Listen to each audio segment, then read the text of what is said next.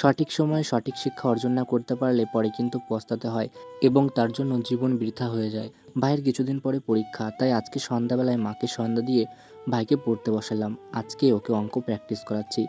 আজকেই ভাইয়ের স্কুল থেকে পরীক্ষার রুটিন দিয়েছে, সেহেতু ভাবছি ওর পরীক্ষা হওয়া পর্যন্ত প্রতিদিন ওকে নিয়মিত পড়তে বসাবো। প্রতিদিন যেহেতু কাজ থাকে সেহেতু সময় মতো পড়তে বসাতে আমার একটু সমস্যা হয়।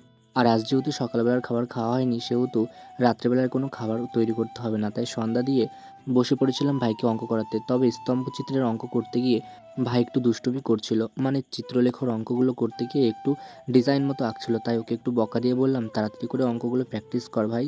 তারপর বললাম, আজকে শুধু অঙ্ক করলে হবে না, তোকে ইতিহাসটাও পড়তে হবে। ভাই ইতিহাস পড়তে একদম ভয় পায়। যাই হোক, তারপর ওকে বুঝিয়ে বুঝিয়ে ইতিহাসটা একটু পড়াচ্ছিলাম।